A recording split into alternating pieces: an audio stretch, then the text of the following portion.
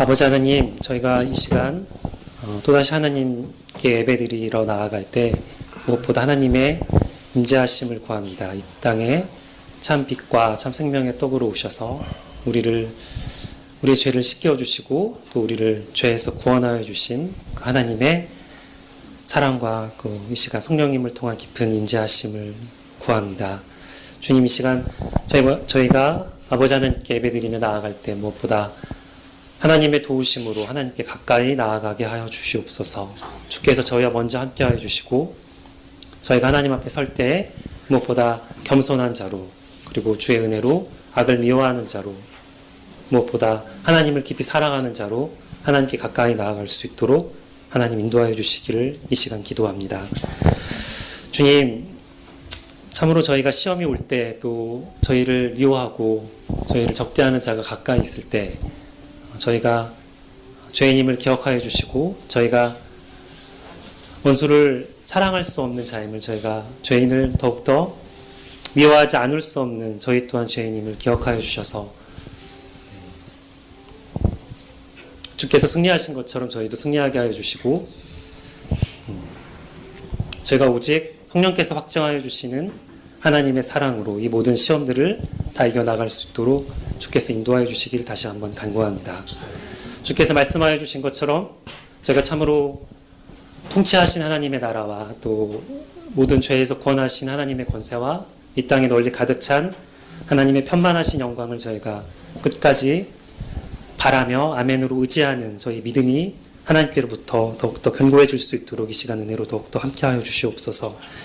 하나님, 이 나라가 저희가 이 나라를 다시 찾은 지 100년이 채 안 되었고 또 이 땅에서 전쟁이 그친 지 채 70년이 되지 않았습니다. 이 나라의 어려움을 주께 사감하여 주시고 이 땅 가운데 다시 전쟁이 일어나지 않고 평화가 임하고 이 민족이 다시 하나가 되어서 저희 자녀들과 저희와 또 저희 부모들이 살아가는 이 땅 가운데 저희가 참으로 회개하고 하나님의 나라를 구하며 이 땅 가운데 다시 주의 복음이 널리 차며 저희 북한 땅에도 하나님의 교회가 세워질 수 있도록 하나님 이 민족을 불쌍히 여겨주시고 참으로 주께서 불러주신 자들이 먼저 회개하며 하나님께 기도하며 나아갈 수 있도록 하나님 허락하여 주시옵소서. 하나님, 특별히 말씀을 전하여 주시는 주의 사제를 강건히 붙들어 주시고 또 저희가 사무엘하에 기록된 주의 말씀을 볼 때 저희가 오직 주께 더욱더 물으며 주께 간구하고 주께 순종하며 나아가는 믿음으로 말씀을 듣고 돌아가서 말씀을 겸손히 순종하며 행하게 하여 주시옵소서. 모든 것 주께 의지하며 주 예수 그리스도의 이름으로 기도드렸습니다. 아멘.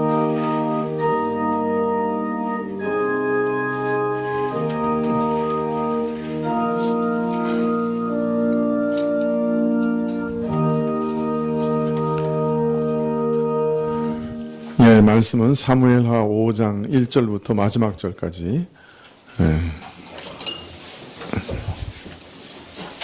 사무엘하 5장 1절부터 마지막 절까지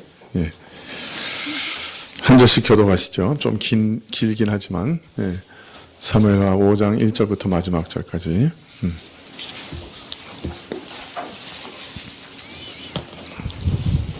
구약 470쪽인데요.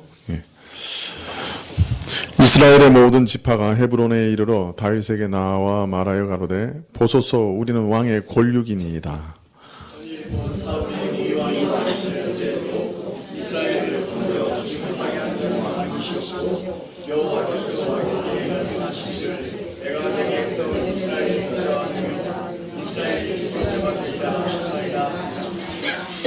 이에 이스라엘의 모든 장로가 헤브론에 이르러 왕에게 나오매 다윗 왕이 헤브론에서 여호와 앞에서 저희와 언약을 세우매 저희가 다윗에게 기름을 부어 이스라엘 왕을 삼으니라.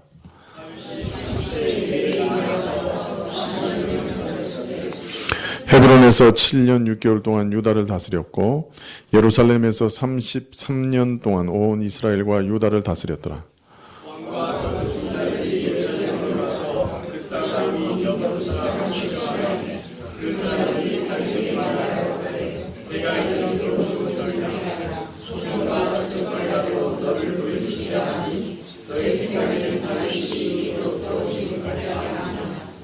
다윗이 시온 산성을 빼앗았으니 이는 다윗성이더라.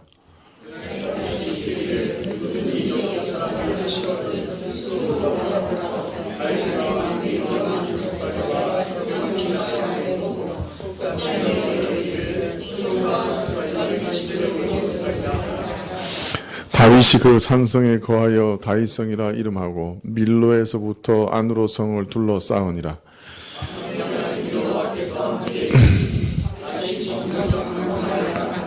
두루왕 히람이 다윗에게 사자들과 백향목과 목수와 석수를 보내매 저희가 다윗을 위하여 집을 지으니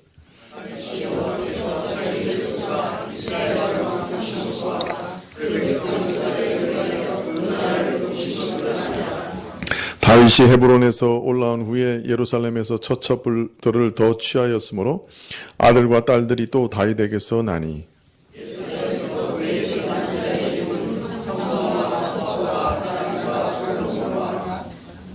이팔과 엘리수아와 네벡과 야비아와 이스라엘이 다윗에게 기름을 부어 이스라엘 왕을 삼았다 함을 블레셋 사람이 듣고 다윗을 찾으러 다 올라오매 다윗이 듣고 요회처로 나가니라.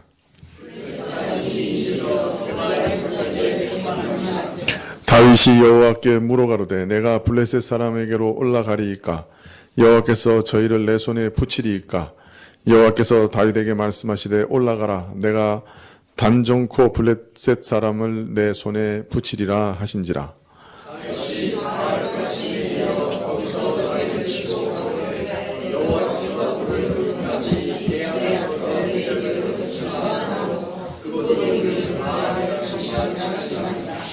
거기서 블레셋 사람들이 그 우상을 버렸으므로 다윗과 그 종자들이 치우니라.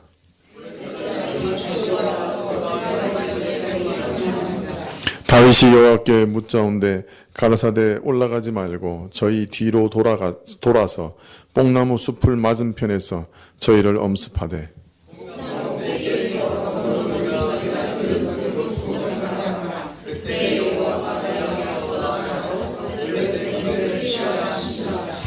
이에 다윗이 여호와의 명대로 행하여 블레셋 사람을 쳐서 게바에서 가셀까지 이르니라.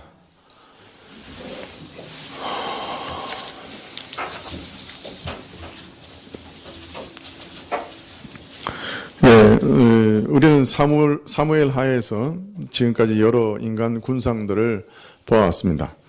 성급하고 약삭빠른 아말렉 청년, 기회주의적이며 노회한 정치가요, 전쟁 용사인 아브넬, 속 좁고 이기적이며 음흉하지만 다윗에게 충성하는 요압, 사람을 의지하는 무능한 이스보셋, 그리고 잔인하고 사악한 림몬의 아들들, 그들이 바로 지금까지 보아온 자들이죠.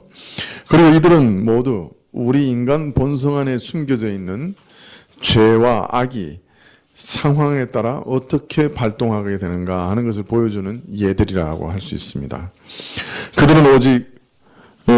그러나 그들은 모두 오직 자신들의 유익에만 집착합니다. 자기 배가, 즉 자기 이익이 이들에게는 신이죠. 그리고 이들 세상 신에 사로잡힌 사람들은 하나님을 안중에 두지 않습니다. 저들의 집착에는 하나님의 나라와 그 의가 들어갈 여지가 전혀 없습니다. 저들의 삶에 있어서 하나님의 말씀과 계명은 참된 고려의 대상은 아니었죠. 그런데 다윗은 저들과 달랐습니다. 무엇이 달랐습니까? 다윗은 하나님을 의식하며 삽니다. 그래서 하나님의 뜻을 물으며 그의 뜻을 따르며 하나님의 원리에 의거해서 행동합니다. 그의 마음속에 하나님이 계시고 성령님의 은혜가 저희 생각을 주장하고 계시는 것이 그의 결정, 말, 행동에서 분명히 드러납니다. 이것이 이 모든 사람들과 다윗의 다른 점이었죠. 그리고 이 모든 것이 다윗의 운명과 저들의 운명이 달라진 이유입니다. 우리는 사무엘 하에서 이 두 부류의 사람을 봅니다. 우리는 어디에 속해 있습니까? 우리에는 참으로 다윗과 같은 부류입니까? 아니면 다윗과 다른 반대편에 있는 사람들과 같습니까? 우리는 하나님을 의식하면서 살고 있습니까? 아니면 하나님의 계명이 우리 마음에 들어올 틈이 전혀 없습니까? 우리의 신은 정령 성경에 기록된 여호와 하나님입니까? 아니면 우리 이익이 진정 우리의 신입니까?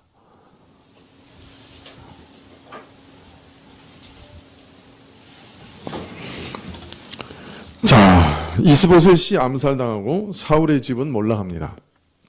상황이 이렇게 된 것을 보고 이스라엘의 모든 지파는 헤브론에 있는 다윗에게로 가서 다윗을 자신들의 왕으로 세우려고 합니다. 역대상 12장 23절 이하에 보면 각 지파마다 나온 사람들의 수가 기록되어 있습니다. 다 합쳐보면 34만여 명이 모였습니다. 그러니까 다윗을 왕으로 세우기 위해서 이스라엘 전체에서 군대가 모여왔습니다. 그리고 사람들이 모여왔습니다. 군사 34만여 명이 모였습니다. 이런 것을 볼 때 북쪽 지파들은 블레셋의 침략에 직면하여 강하고 효율적인 왕과 정부를 갈망했다 하는 것을 알 수 있죠. 그래서 왕을 세우는데 이 군인들이 다 구름대처럼 몰려왔다는 것은 어떤 면에서는 블레셋과 대적할 수 있는 왕을 요구했다는 것을 알 수 있습니다. 물론 이론상 그들은 자신들 가운데 한 사람을 선택할 수 있었을 겁니다. 그런데 왜 다윗을 선택해서 다윗에게 왔느냐? 1절과 2절에 개략적으로 기록하고 있습니다. 저들이 다윗에게 온 이유를 저들 입으로 스스로 말하고 있는 것이죠. 첫째, 이들은 그 이유를 말하기를 우리는 왕의 골육입니다. 이렇게 얘기합니다. 뼈와 살이라. 말하자면 우리가 한 혈육이고 한 핏줄이라. 그 말을 하고 있는 것이죠. 이 말은 신명기 17장 15절을 기억하게 만듭니다. 내 위에 왕을 세우려면 내 형제 중에 한 사람으로 할 것이요 내 형제 아닌 타국인을 내 위에 세우지 말 것이며.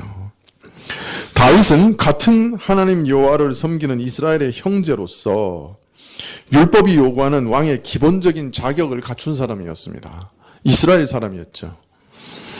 또 이 말은 우리가 한 하나님의 백성이라, 우리는 한 형제라, 우리는 서로 갈라져서 싸워야 할 남남이 아니라 서로 하나가 되어 더불어 살아야 할 형제라, 이스라엘이 한 하나님의 백성이 아닌가 하는 것을 또한 말하고 있습니다. 그래서 우리는 이제 더 이상 싸울 필요가 없다, 우리는 한 혈육 아니냐, 이런 의미도 거기에 포함되어 있는 것이죠. 자, 첫 번째, 우리는 한 형제다, 한 여호와 하나님께 속한 한 형제다, 이것을 이유로 들고 있습니다. 두 번째, 이들이 다윗에게 고백하되 이전에 사울 왕이 살아있어 우리를 다스릴 때도 이스라엘을 출입케 한 지도자는, 이스라엘이 나가고 들어가며 행한 모든 일을 주장하는 참 지도자는 당신 다윗이었습니다 라고 고백합니다. 이들의 말처럼 다윗은 이미 지도자의 자질을 입증한 준비된 왕이었습니다. 그는 일찍이 적장 골리앗을 물리친 후 사울의 장관으로 싸우는 전쟁마다 승리를 거둠으로써 온 백성과 사울의 신하들의 전폭적인 지지를 받은 바 있습니다. 또 사울에게 쫓겨 도망다니는 중에도 다윗은 왕에 합당한 지도력을 발휘해서 거일라 거민들을 구원하기도 하고 온 이스라엘에게 자신의 인내와 관용과 순전함을 보여줌으로써 왕의 자질을 객관적으로 입증했다고 할 수 있습니다. 셋째, 무엇보다 하나님께서 친히 당신에게 명하시되 내가 내 백성 이스라엘의 목자가 되리라 하셨으니 이제 당신은 온 이스라엘 위에 다스리는 지도자가 되소서라고 청합니다. 사무엘을 통해 전달된 하나님의 약속이 오늘 당신이 왕이 되어야 할 가장 중요한 이유입니다, 이렇게 얘기합니다. 그리고 오늘 이 장로들은 사무엘을 통해 전달된 하나님의 약속이 참되다고 하는 것을 이제 인칩니다. 이 약속은 이미 요나단에게 인정을 받았고 나발의 아내 아비가일에게 인정을 받았고 다윗을 죽이려던 사울에게서도 인정받았던 면이었습니다. 그리고 이제 이스라엘의 장로들도 늦게나마 하나님의 약속을 인정하고 다윗을 이스라엘의 왕으로 추대하고 있습니다. 20년의 세월 속에서 사울 가문과 다윗 가문은 상반된 결과를 경험합니다. 자신들이 하나님을 버리면서까지 원했던 세속적 왕 사울은 이스라엘을 블레셋에서 온전하게 보존하지 못했습니다. 사울 가문 자체도 완전히 몰락한 반면 하나님께서 세우신 다윗은 많은 고초를 겪었을지라도 날로 강성해졌습니다. 유다 지파도 강성해지고 다윗 가문도 흥왕해지는 현실을 직면하고서 하나님의 약속을 이제 객관적 사실에 기초하여 인정할 수밖에 없게 된 이스라엘은 다윗에게 와서 이제 우리의 왕이 되어 주십시오라고 고백하고 있습니다. 하나님의 약속이 주어진 후에 20년의 시간이 흐른 후에 이스라엘 백성들마저 항복하고 하나님께서 다윗에게 진실된 언약을 주셨다라고 인정하게 된 것이죠. 인고의 세월 속에서 그러나 참으로 하나님의 도우심으로 하나님의 약속을 성취하는 순간입니다. 문맥에서는 약간 빗나가지만 우리는 이 다윗 왕의 세 가지 조건, 어떤 면에서 다윗이 왕으로 세움받아야 할 세 가지 이유를 통해서 목회자의 소명에 대해서도 잠깐 생각해 볼 수 있습니다. 내가 하나님의 목회자로서 부르심을 받았다는 것을 어떻게 내가 알 수 있는가? 내가 정말 하나님이 부르신 사람인가? 이런 것을 또 이런 원칙을 따라 살펴볼 수 있고요. 교회도 목회자를 세울 때 어떤 사람을 신학교에 가라. 당신이 이제 목회자로 좀 훈련받으면 좋겠다. 어떤 사람을 목회자로 세워야 됩니까? 어떤 사람을 신학교로 보내야 됩니까? 여기 이 다윗에게 적용됐던 것들을 그 목회자에게 적용할 수 있거든요. 첫째로 목회자는 같은 형제여야 됩니다. 그게 무슨 말입니까? 같은 믿는 사람이어야 돼요. 동일한 믿음의 본질을 가지고 있어야 합니다. 일반 신자도 마찬가지겠지만 목회자에게 있어서 가장 중요한 것은 참 믿음입니다. 그가 참 믿음의 사람이어야 돼요. 예. 그가 가르치는 것이나 믿는 것에 이단적인 요소가 있으면 안 됩니다. 그는 신실하고 온전하게 그리고 바르게 믿는 믿음의 사람이어야 되죠. 특별히 우리는 이제 개혁주의 교회니까 이 목회자로 세우려면 개혁주의적인 정신을 올바로 갖고 있어야 합니다. 개혁주의적인 믿음을 갖고 있어야 합니다. 그것이 첫 번째 조건입니다. 두 번째, 객관적인 증거가 드러나야 합니다. 그의 삶 속에서 하나님이 부르셨다고 하는 객관적인 증거가 어디서 드러나야 되느냐? 교회 안에서 드러나야 됩니다. 교회에서 설교도 좀 시켜봐야 됩니다. 그래서 그 설교하는 곳에서 하나님의 은혜가 드러나야 됩니다. 말씀을 올바로 해석하고 그것을 잘 전달할 수 있는 능력과 은사가 있어야 합니다. 아무리 하나님께서 내가 목회자로 부르셨다고 얘기하는데 말을 못하는 사람이면 그 참 심각해지죠. 설교를 아예 못하고 사람들 앞에 서면 벌벌 떨면 그것도 심각한 문제가 됩니다. 예.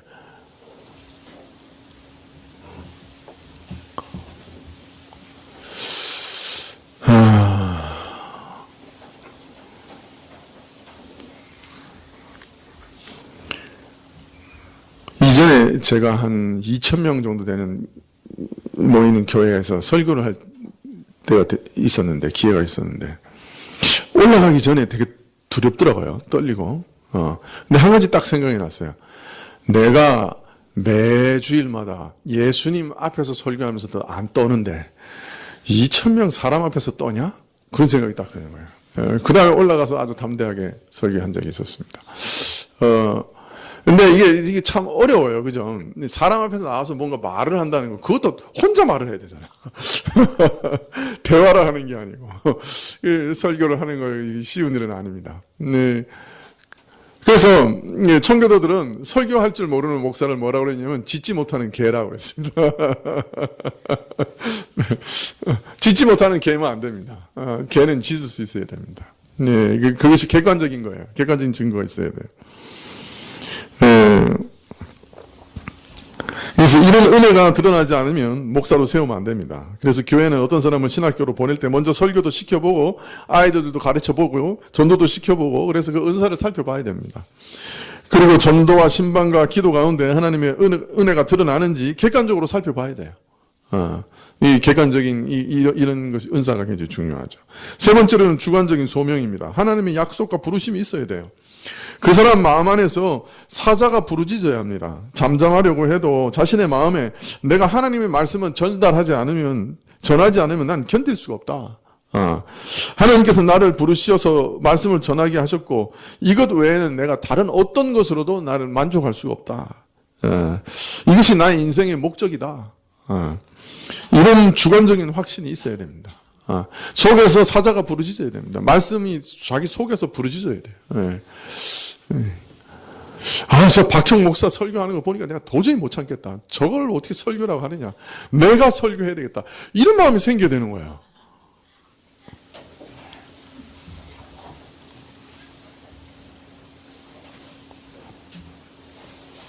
여러분한테는 별로 안 생기는 거.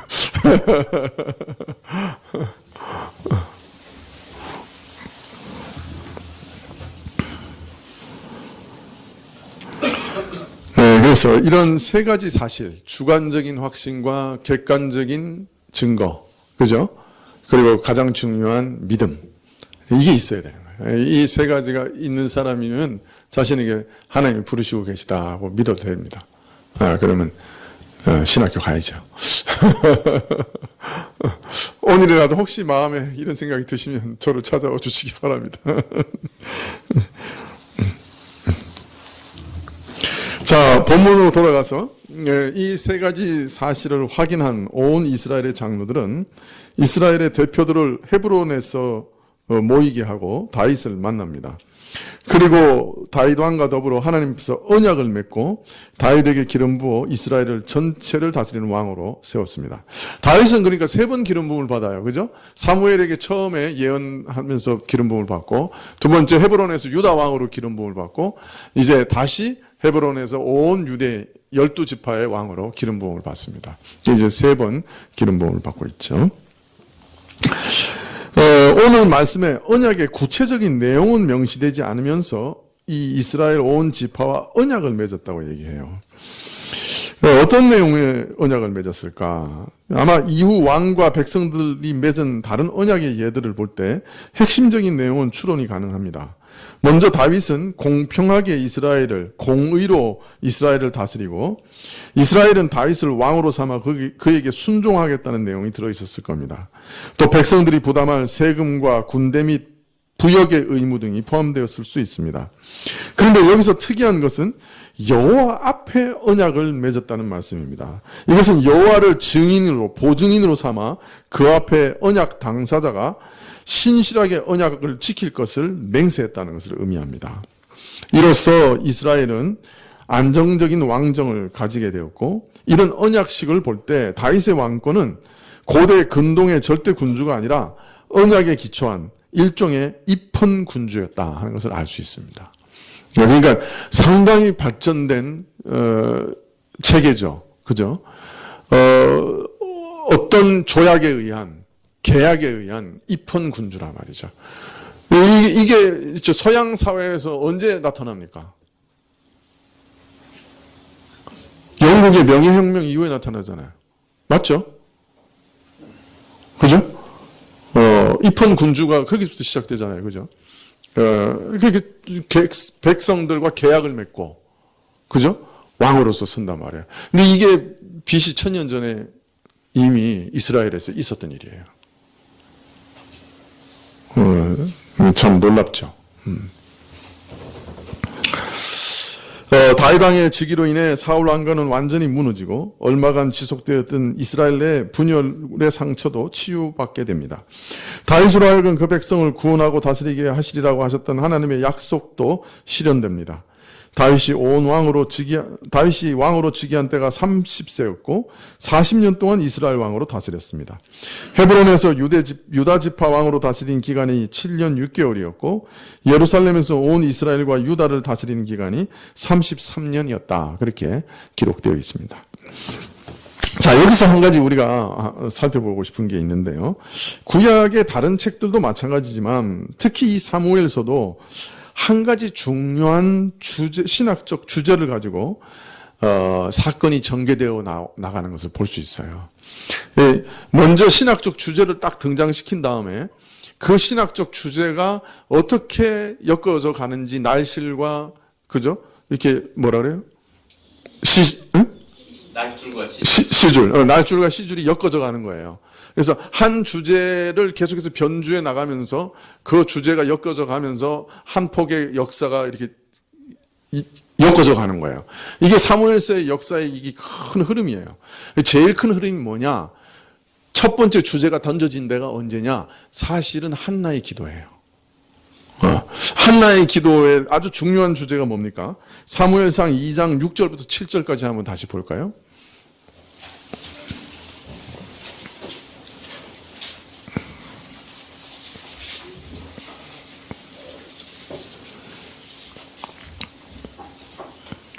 네, 사무엘상 2장 6절과 7절을 우리가 한번 같이 읽어볼까요? 시작.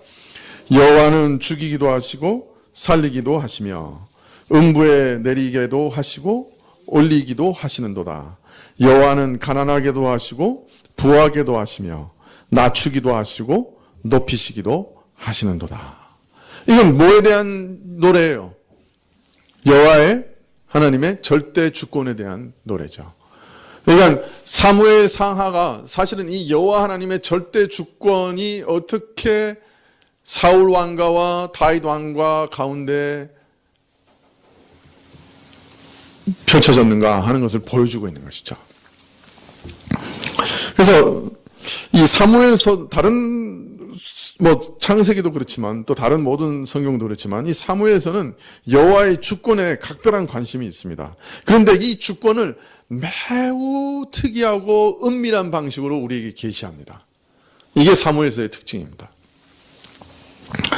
여하튼 사무엘서는 처음부터 당시 제사장이었던 엘리 가문은 멸망한 반면에 사무엘은 제사장과 사사와 선지자로 세워지는 것을 보여줍니다. 엘리와 사무엘에게 공통점이 있었습니다. 어떤 공통점이 있었어요? 엘리 가문은 멸망하고 사무엘 가문은 흥했는데 엘리 가문과 사무엘 가문은 동등한 공통점이 있었어요. 어떤 공통점이 있었어요? 자녀 농사를 잘못 지었어요. 두 가문 다 자녀들이 망난이었어요. 그런데 그 결과 엘리 가문은 완전히 망했어요. 그런데 사무엘 가문은 무사했어요. 왜 그래요? 왜 엘리 가문은 무시무시한 심판을 받았는데 사무엘 가문은 왜 괜찮았어요?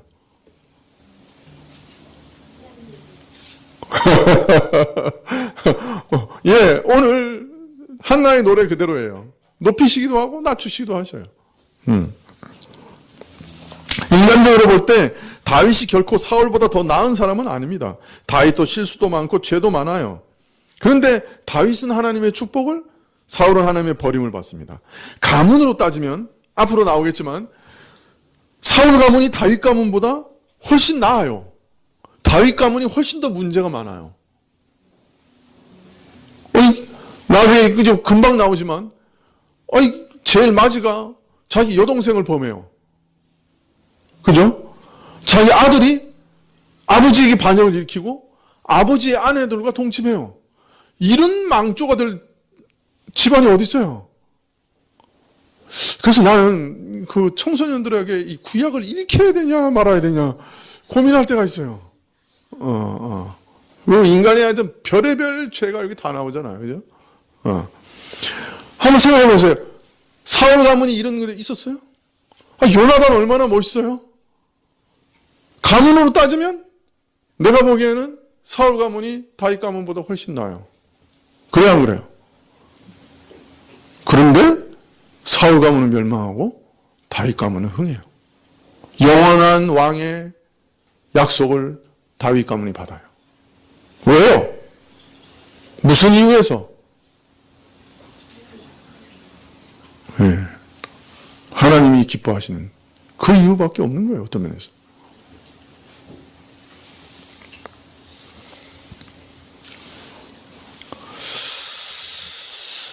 참 이상한, 이 책을 성경을 읽을수록 참 이상하다 하는 생각이 많이 들 때가 있어요.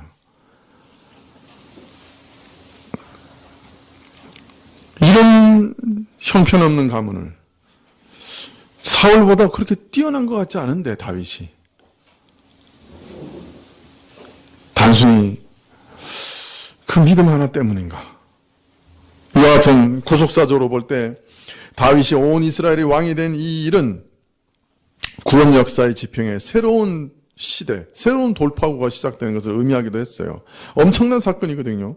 아브라함과 모세 그리고 다윗으로 짜여진 긴 구약 구속사의 틀에 있어서 이 완전히 새로운 지평이 열리는 거예요. 다윗을 통해서. 타락 이후부터 지금까지 흘러온 구속의 역사가 다윗에게서 한 매듭을 짓고 이제부터는 그에게서 다윗 왕조를 거쳐 영원한 왕, 참 메시아, 예수 그리스도께로 흘러가게 돼 있는 거예요. 그러니까 이 예수님은 다윗 왕조를 통해서 오신 거예요. 이게 완전히 새로운 한 시대가 시작된 거예요. 이 사람을 통해서. 얼마나 놀라운 일이에요. 그리고 이 모든 것은 가난하게도 하시고 부하게도 하시며 낮추기도 하시고 높이시기도 하시는 오직 하나님의 주권적 선택으로만 설명되는 것이죠. 사무엘서는 이처럼 절대적인 하나님의 주권을 아주 흥미롭게 그러나 매우 은밀하게 전개하고 있다는 것을 우리가 볼 수 있어요. 우리가 이걸 놓쳐버리면 사무엘서에 나타나는 아주 중요한 주제를 놓치게 돼요. 자, 그런데 이 하나님의 주권적 역사는 겉으로 보면 잘 드러나지 않습니다. 사울 집안의 몰락은 하나님의 직접적인 어떤 개입에 의한 것은 아니라고 보여집니다. 전면에 나타나는 것은 이 세상의 일이요 인간의 모습과 인간의 행위일 뿐입니다. 전쟁, 반역, 음모, 협상 등등 사무엘하 1장부터 5장까지를 읽으면 마치 중국의 삼국지나 열국지, 중세시대의 유럽 역사를 읽는 느낌이 납니다. 사울과의 몰락 과정은 이런 역사들 가운데 나타나는 모든 사건들과 매우 닮았습니다. 그저 시기, 불화, 반목, 음모, 전쟁, 살인 등의 과정에 의해 서서히 몰락해 간 것에 불과한 것처럼 보입니다. 그 속에 어떤 특별한 기적 같은 것도 일어나지 않습니다. 사울 집은 그야말로 사울이 스스로 선택한 운명의 사슬에 매여 몰락의 길을 갔을 뿐인 것처럼 보이는 거죠. 다윗이 왕이 되는데 뭔가 기적같이 사울이 죽는 것 아니에요. 그죠? 갑자기 하늘에서 불벼락 떨어지는 것도 아닙니다. 사울은 오랜 기간, 정말 10여 년 동안 쫓겨다녀야 돼요. 아무런 기적도 안 일어나요. 우리 같으면 하나님 살려주세요 그러면 사울이 그냥 갑자기 그냥 암병이 걸려서 팍 쓰러졌다 뭐 이렇게 나올 줄 알았는데 그런 것도 없어요. 그냥 자연스럽게 블레셋 싸우다가 죽었어요. 자, 그러나 이 모든 자연스럽게 보이는 과정의 시초에 하나님께서 사울을 버리신 사건이 있었다는 사실을 생각하면 이 모든 역사의 전개는 우연이 아니고 하나님의 섭리라고 볼 수밖에 없는 것이죠.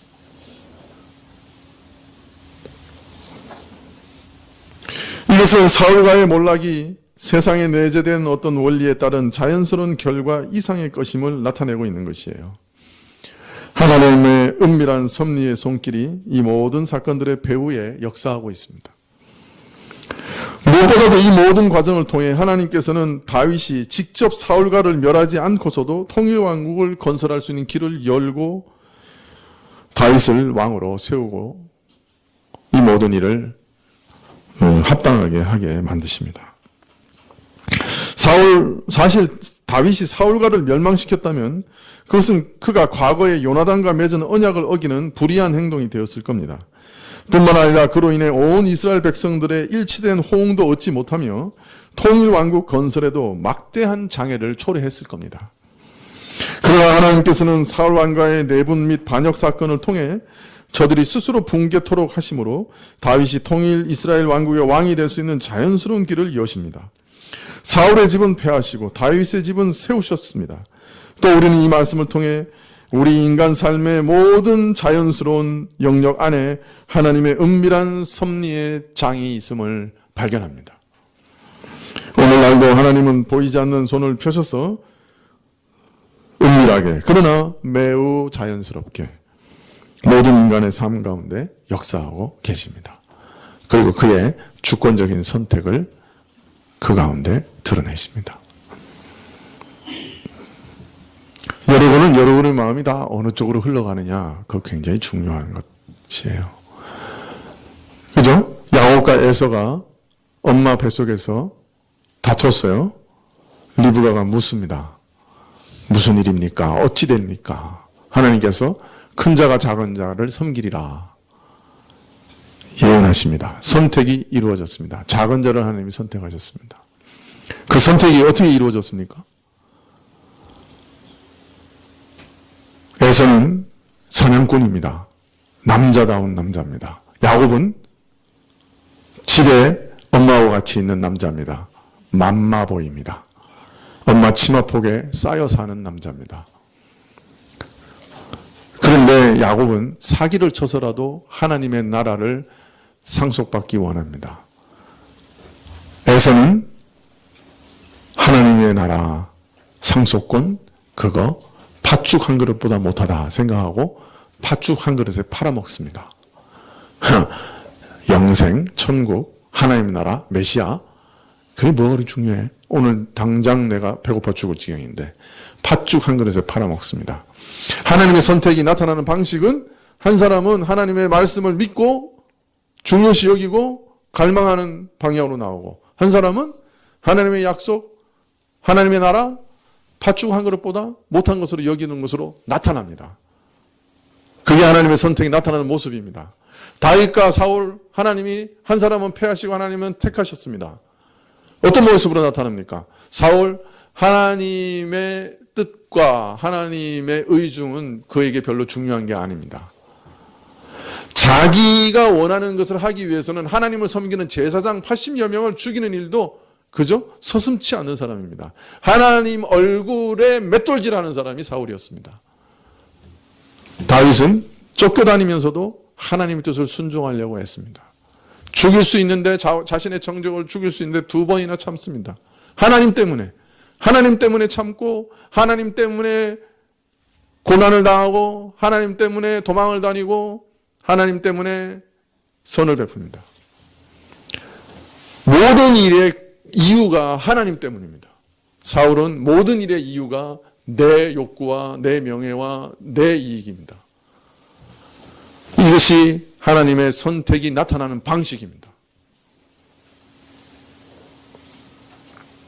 여러분의 삶 속에서는 하나님의 선택이 어떻게 나타나고 있습니까?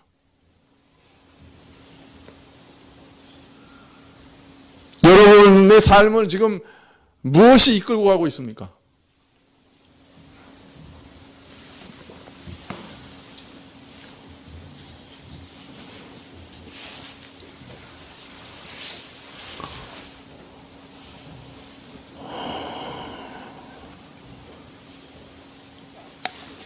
(5장 6절) 이하에는 다윗이 왕으로 등극한 이후에 하나님께서 다윗과 함께 하사 다윗 왕국을 강성하게 하신 역사들을 쭉 기록하고 있습니다. 이 기록들이 역사적 순서대로 기록되어 있는 것인지 아니면 의미의 순서대로 기록되어 있는지 그것은 좀 불분명합니다. 아마 역대상과 이렇게 연결해서 생각해 보면 역사적인 순서는 아닌 것 같아요. 오히려 같은 그 주제를 묶어놓은 것 같아요. 이렇게 최초로 기록된 것은 예루살렘 정복입니다. 그 중요한 시온성 예루살렘이 이제 등장합니다. 사실 뭐 이전부터 이름은 나왔지만 어떤 면에서는 베냐민 지파 땅이에요. 베냐민 지파에게 준 땅이에요. 그런데 점령을 못했어요 지금까지. 그리고 베냐민 지파와 유다 지파의 딱 경계선에 있는 성이에요. 처음에는 아마 베냐민 지파가 좀 점령을 했던 것 같은데 다시 여부수 족속이 점령해서 수백 년 동안을 지금 지키고 있는 땅이에요.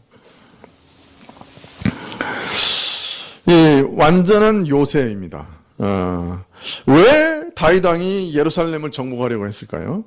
사실 그것은 세술은 세 부대에 담아야 했기 때문입니다. 유다의 수도였던 헤브론은 내전에 앙금을 싣기에는 합당치 않은 수도였습니다. 만일 헤브론에 그냥 수도가 있었다고 하면 그것은 유다 지파의 수도예요. 그래서 새로운 수도가 필요했습니다. 새 시대를 열어나기 위해서 적합한 도시가 필요했습니다. 다윗은 자신의 지지 기반인 헤브론을 고집하지 않았어요. 이 굉장히 정치적 안목이 뛰어난 사람입니다. 어떤 면에서는 헤브론을 계속 고집하지 않았어요. 아주 편했을 텐데. 그리고 모든 사람이 다 유다 지파니까 자기 마음대로 할 수 있을 텐데도 불구하고 헤브론을 과감히 버리고 옮겨갑니다.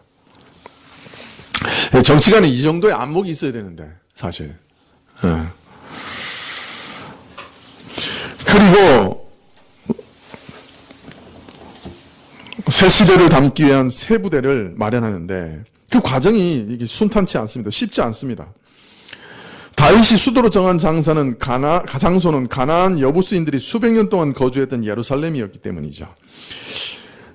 아까도 말씀드렸지만 예루살렘은 유다와 베냐민 지파 경계가 있어서 여부수인들이 이스라엘의 공격을 수백 년 동안 견뎌낸 도시입니다. 약속의 땅 한복판에 마지막까지 버티고 서 있는 도시입니다. 그래서 유다와 북이스라엘의 왕래를 가로막고 있는 도시이기도 했어요. 다윗이 예루살렘을 정복하게 되면 첫 번째, 다른 지파에 속해 있는 땅을 차지하지 않고도 수도를 건설할 수가 있어요. 어떤 지파도 기득권을 행사할 수 없는 땅이에요. 신천지죠. 요새는 신천지 영 어감이 안 좋지만. 또 수원지를 갖춘 요새예요. 완전한 요새예요. 거기를 수도로 삼을 수 있는 거예요. 그리고 예루살렘을 탈환하게 되면 북이스라엘과 유다가 자유롭게 왕노할 수 있게 돼요. 그러니까 이건 굉장히 여러 가지 유익이 많은 일입니다.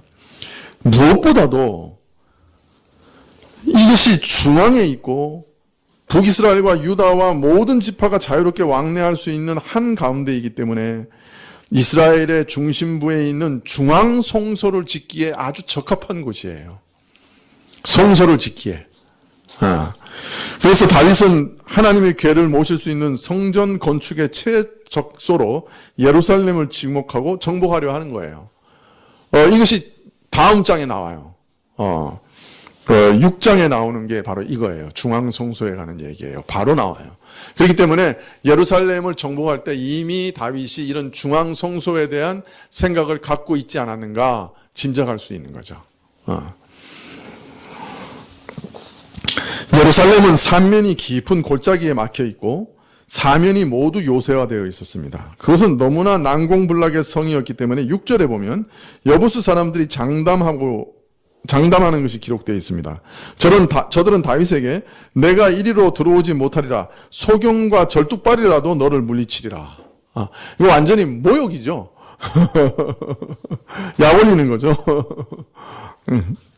다윗은 그런데 어떤 지파의 힘도 빌리지 않은 것 같아요. 그 지파들을 다 동원한 게 아니에요. 자기 수하만 데리고 가서 공격을 합니다. 그래서 자기 걸로 만드는 거예요. 그래서 부하만 동원해서 시온성을 정복하는데요. 역대상 11장 6절에 보면 부하들한테 약속을 하나 내걸어요. 무슨 약속을 내거느냐? 가장 먼저 예루살렘에 입성하는 사람을 앞으로 군대 사령관으로 삼겠다. 그래서 누가 제일 먼저 입성했어요? 요압이 제일 먼저 입성합니다. 그래서 요압이 이 이후로 다윗의 군대 사령관이 됩니다. 다윗 왕국에.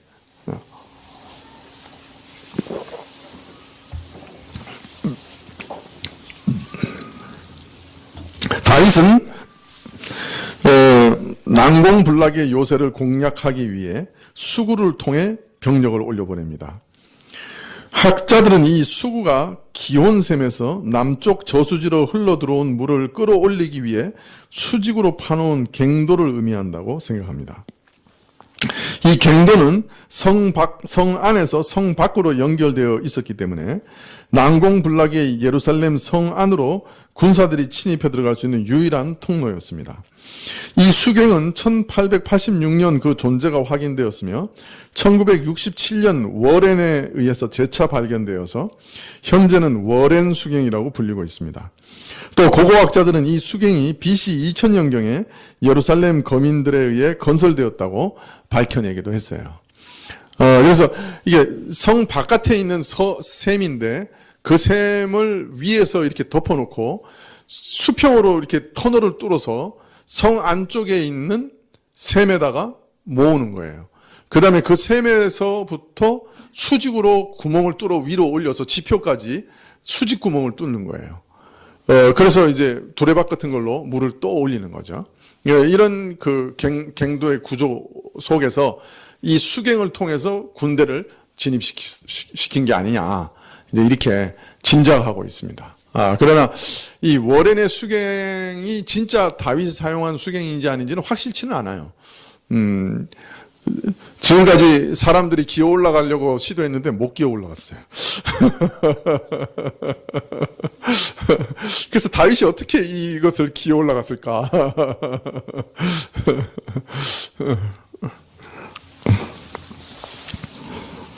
네, 8절 하반절에 보시면 숲으로 올라가서 다윗의 마음에 미워하는 절뚝발이와 소경을 치라 하였으므로 속담이 되어 이르기를 소경과 절뚝발이는 집에 들어오지 못하리라 하더라. 다윗은 수구를 통해서 병력을 요새에 올려보냈고 여부수 사람들은 이제 다윗의 공격 앞에 꼼짝 못하고 당할 수밖에 없는 절뚝발이와 소경이 되고 말았습니다. 그런데 이는 훗날 속담이 되어 소경과 절뚝발이는 집에 들어오지 못하리라는 속담이 되었습니다. 근데 이 속담의 의미가 아직 확실치는 않아요. 무슨 의미인지 모르는 거죠. 정확하게는.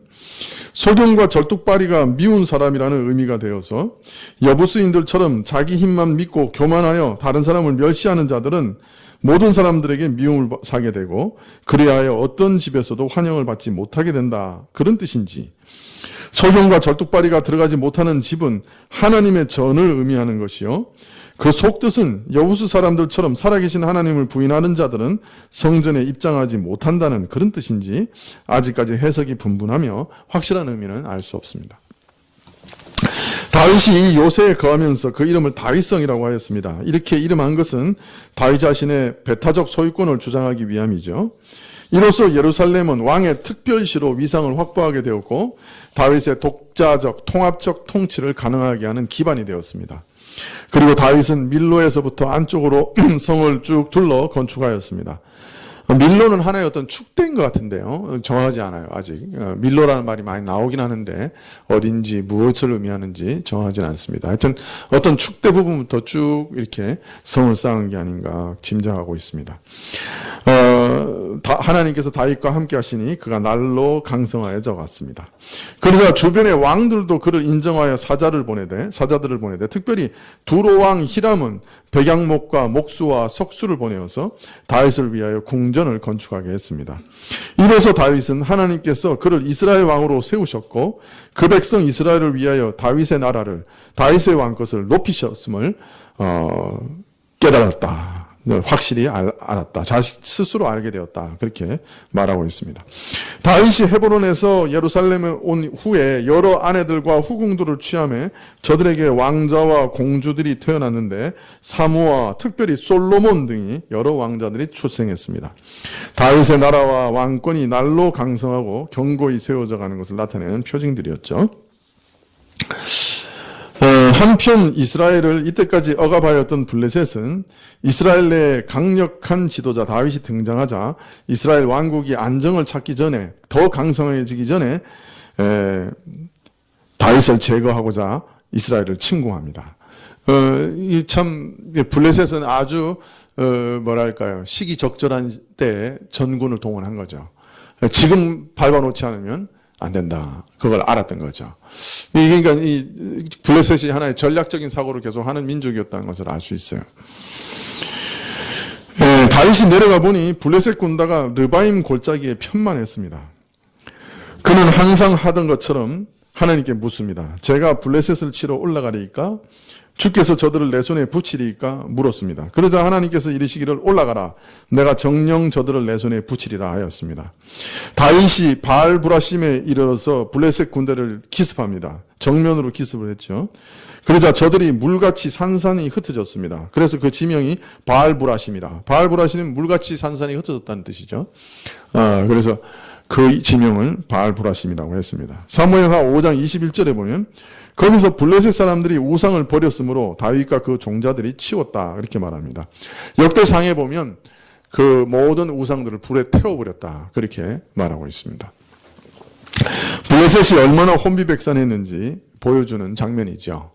그리고 이전에 이스라엘이 블레셋에 패하여 언약궤를 빼앗긴 것을 설욕한 일이기도 한 것입니다.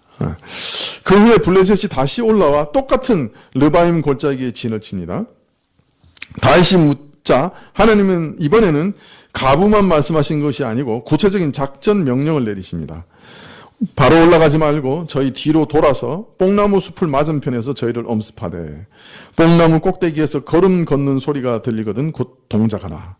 그때 여호와가 내 앞서 나아가 블레셋 군대를 치리라. 뽕나무 꼭대기에서 걸음 걷는 소리, 누가 걸으시는 거예요? 여호와의 군대가 진군하는 소리죠.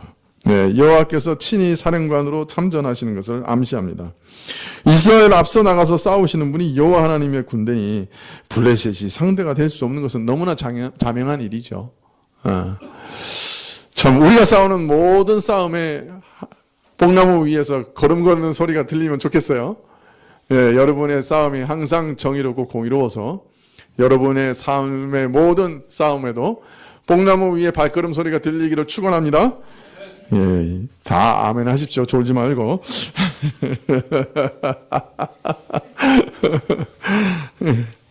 우리가 하나님의 도우심이 없이는 이길 수가 없어요. 이 세상에서. 그건 너무나 자명한 거예요. 이 세상의 세력이 그렇게 만만하지 않아요. 이중 삼중의 그 음흉한 지혜를 가지고 달려드는데 우리 감당하기 어려워요. 하나님께서 그 지혜를 다 파하시고 하나님께서 능력을 드러내셔야 우리 이길 수 있는 것이에요. 자, 이 이스라엘의 결정적인 승리는 블레셋의 팔레스타인 지배에 대한 종지부를 찍는 사건이 됩니다. 다윗의 타격에 힘을 잃은 블레셋은 원래 이스라엘과 블레셋의 경계인 게셀 안쪽으로 도망칩니다. 그래서 처음 경계선으로 위축돼서 다시 그 선을 넘어오지 못합니다. 다시 이스라엘에게 위협적인 존재가 되지 못하는 것이죠. 이제 예루살렘을 쳐서 내부적인 적을 소탕하고 블레셋을 쳐서 블레셋을 약속의 땅에서 몰아냄으로 인해서 다윗은 하나님이 약속하신 안식에 한 걸음 더 가까이 나가게 됩니다. 우리는 이 블레셋과의 전투에서 행하신 하나님의 방식에 대해서도 좀 묵상할 필요가 있어요. 생각해 볼 필요가 있어요. 똑같은 적이에요. 똑같은 장소예요. 그죠? 그리고 똑같은 상황이에요. 그런데 하나님이 일하시는 방식은 달라요. 하나님은 이처럼 정말 자유로우신 분이에요. 하나님은 절대 주권자세요. 항상 그는 자유롭게 행하시는 자유가 있어요. 그분에게. 그래서 인간의 두뇌와 경험 안에서 하나님의 역사를 가두지 않도록 조심해야 돼요. 하나님은 항상 옳은 일을 하시는 분이에요. 아니, 하나님 하시는 일은 옳아요. 항상 옳아요. 믿으십니까? 네. 하나님이 나를 좌절과 슬픔의 구덩텅이에 몰아넣으신다면 그것도 옳으신 겁니까? 아니요. 하나님이 내게 좋은 것을 허락하시면 물론 옳죠. 근데 만일 내게 실패와 좌절과 슬픔의 구덩텅이로 몰아넣으신다면 그것도 옳은 겁니까? 우리는 믿음으로 옳습니다라고 말해야 되겠죠. 슬픔을 없애달라고 기도하면서 동시에 그 슬픔을 인정하고 견딜 수 있는 용기를 달라고 동시에 기도해야 합니다. 하나님은 항상 옳으시고 선하시고 합력하여 선을 이루시는 절대 주권자이시기 때문에 우리는 항상 먼저 그에게 굴복해야 합니다. 그 이후에 겸손하게 우리 소망을 아뢰야 되겠죠. 굴복이 먼저입니다. 그는 항상 옳은 일을 하시며 그가 하시는 일은 항상 옳으시기 때문이죠. 하나님의 주권이 사무엘서에 밑바닥에 이렇게 찬연히 흘러나오고 있는 것입니다. 이 주제가 계속 흘러갈 것입니다. 기도하시죠.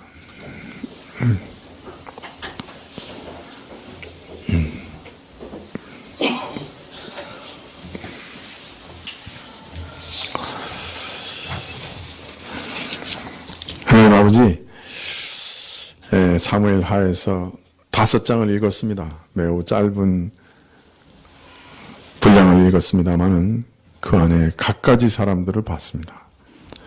그 중에 우리가 닮은 사람들은 다윗이나 다윗의 사람들과 같지 않고 오히려 다윗의 반대편에 서 있는 사람들과 같습니다.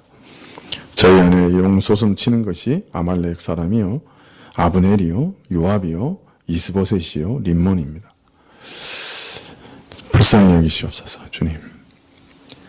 그러나 주님께서 우리를 아무 이유 없는데 택하시고 그리스도를 믿게 하신 그 일이 참 놀랍습니다.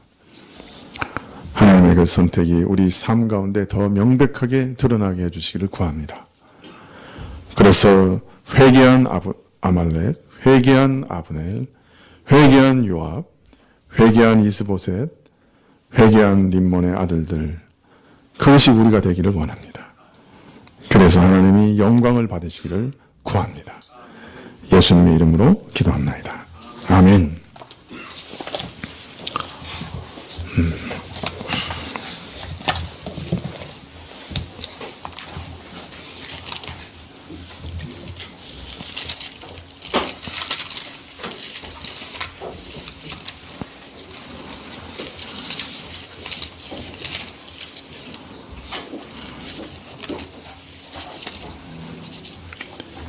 네, 493장 한 장 찬송하시겠습니다.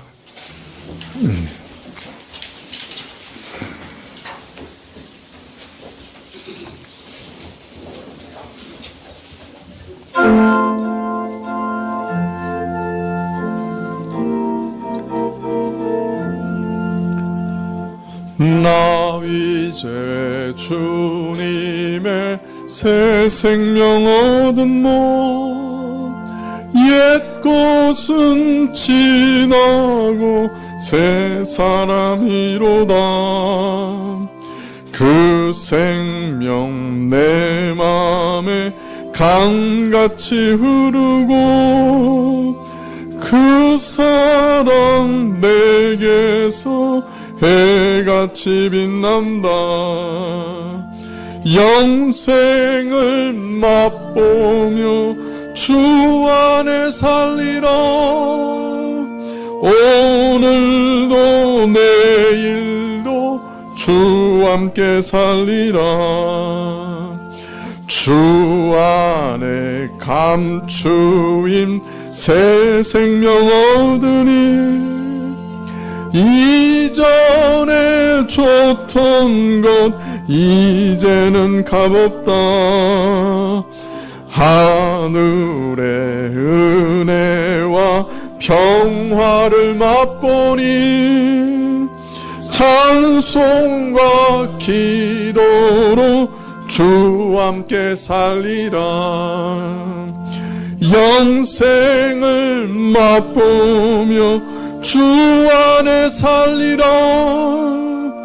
오늘도 내일도 주 함께 살리라.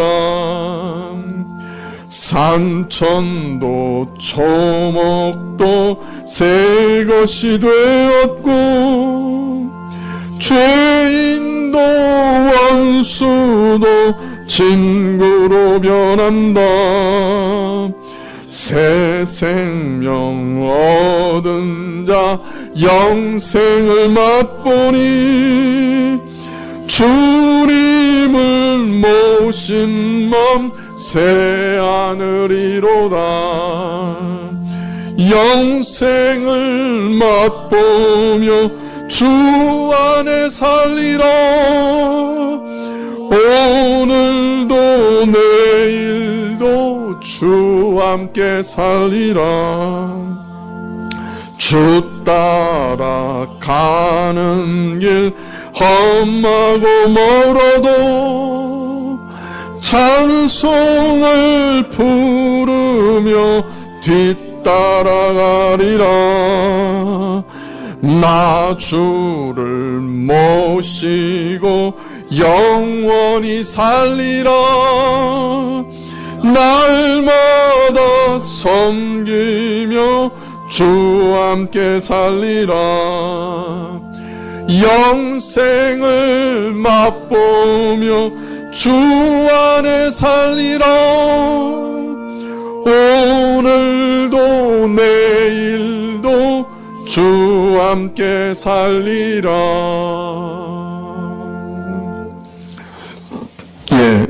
주님 가르치신 기도로 예배를 마친 후에 4월 7일에 있을 장로 안수집사 권사 투표를 위해서 기도해 주십시오. 하나님께서 예비한 자를 주님께서 사람들의 마음에 일치함을 주셔서 드러내시고 또 이러한 일들 가운데 마귀가 틈타지 못하게 하시고 모든 것이 하나님께 영광이 되게 해 주시도록 4월 7일에 있는 투표를 위해 기도해 주십시오. 4월 12일부터 있는 부흥 사경회를 위해서 기도해 주십시오.